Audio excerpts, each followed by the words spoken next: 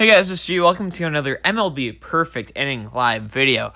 For those of you wondering why I'm not putting out an update video today, the update is not coming for another day.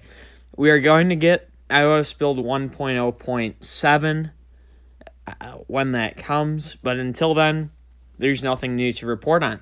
So instead today, what I'm going to do, I've been thinking about and honestly wanting to make this video for a while. Is I'm going to take a look at my team in depth with you guys, talk you through the players on my team and explain to you like the roles I use them in, what I like about them, if there's anything I don't like about them, what I don't like about them. I think it will help me to see like where I can improve my team. I think it hopefully will help you guys get a better idea of how to build your team as well. So let's jump right into it. Leadoff hitter Jose Altuve. Great contact stats. Very good speed. Defensively, he's solid, not spectacular. He's the perfect contact speed guy to have in the leadoff spot. In the 2-hole, I have Martin Prado. Another great contact hitter. He's great at getting the ball in play, getting hit himself a lot of the time.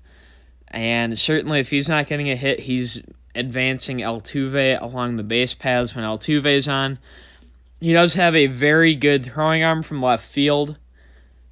So not too many people will try to run on him, and he can throw people out, which is huge. He does lack speed.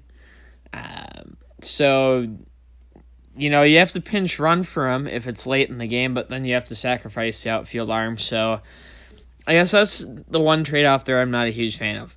Batting third, Byron Buxton. Great arm, great defense, great speed.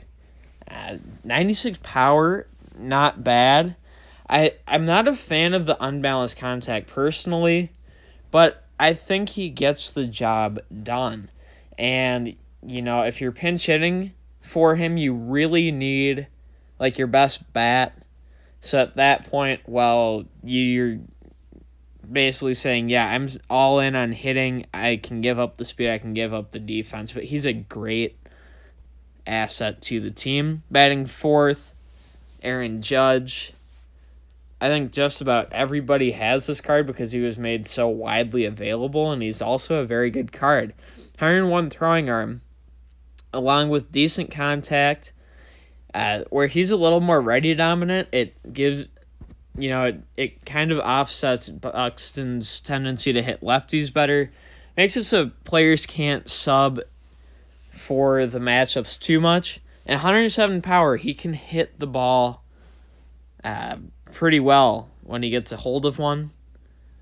I think the only time I pinch hit for him is when he's in a terrible mood, and my slightly lesser but similar Mark Trumbo card on the bench is in a great mood, so his stats are better.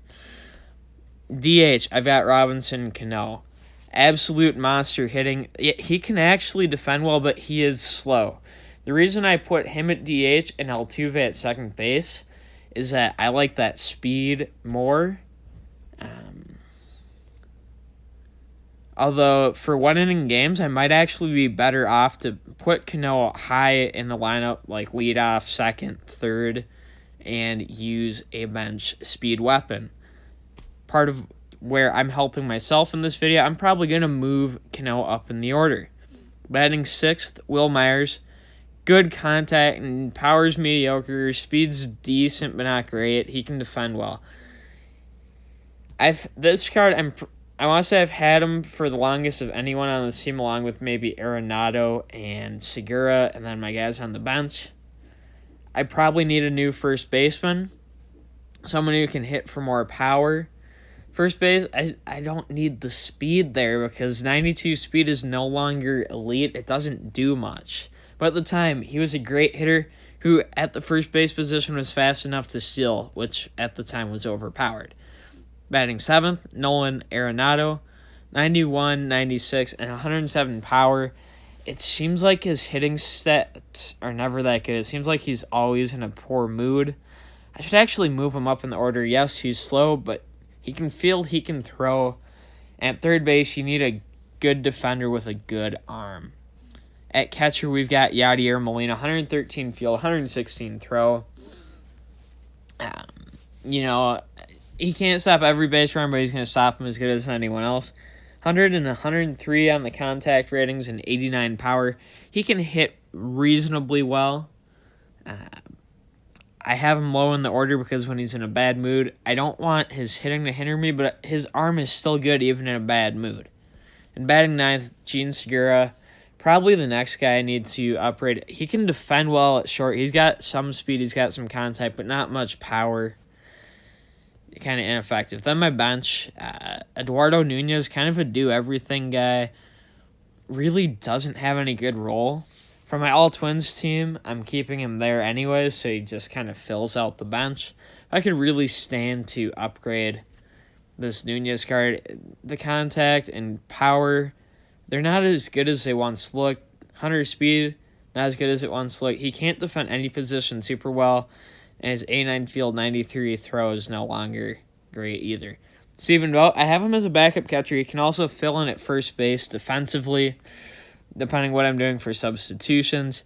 Can't really hit, but if I need to pinch hit for Myers or Molina or pinch run for either of them, he's just there as like that safety net, so I don't have, like an outfielder at catcher, and I don't just get run on all day.